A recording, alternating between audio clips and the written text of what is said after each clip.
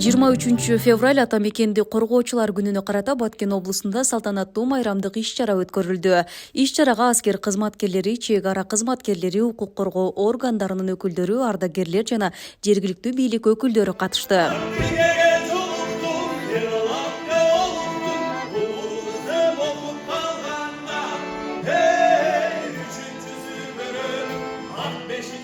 Майрамдык жыйында облус башчысы Айбек Шаменов сөз сүйлөп, мекендин тынчтыгы менен коопсуздугун сактоодо аскер кызматкерлеринин, чек арачылардын жана укук коргоо органдарынын ролу өзгөчө маанилүү экени белгиленди. Ал өлкөнүн эгемендүүлүгүн жана аймактык бүтүндүгүн коргоо ар бир жаран үчүн ыйык милдет экенин айтып, мекенчилдик сезимди жогору баалады. Өзүңүздөргө маалым болгондой 2025 өтүп кеткен жылыбыз тарыхый жылдардан болду. Чек ара маселебиз чечилип, dursa tınçlık ornadı.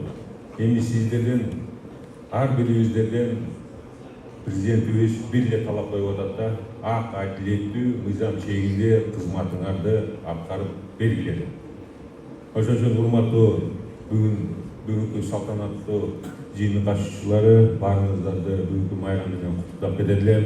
Иш-чаранын жүрүшүндө облус башчысы кызматтык милдетин ак ниет аткарып, коомдук коопсуздукту камсыздоого салым кошкон бир катар кызматкерлерге сыйлыктарды тапшырды. 77 аскер бөлүмүнүн иш-чара отрядынын командири Камчыбеков Аширбек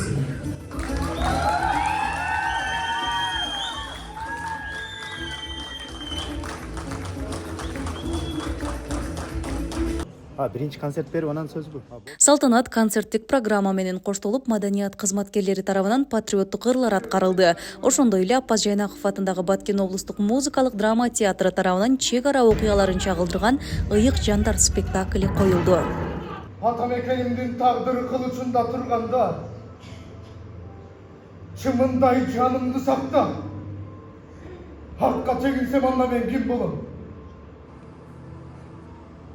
Yaşığım anısım, жигиттик намысым, bir тыйында да татыбай калбайм. Бул кызыбыздын, жигитибиздин батырлыгын көрүп жүргөнбүз. Аябай жакшы таасирлендик.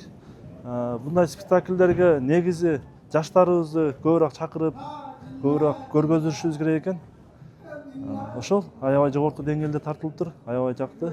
Анан ушу учурдан пайдаланып бир сунуштар эми жогору жактагыларгабы ушу биздин батырларыбызды эскерүү күнү бир күн белгиленсе негизи жакшы болгудай. Анткени биздин батырларыбыз ошол согуш учурунда гана же ушундай майрам учурунда гана эскерилип калат. Чет мамлекеттерде ушундай күндөр бар негизи. Биздин мамлекетте да ушу батырларды эскерүү күнүн негизи жарыяласа жакшы болмок.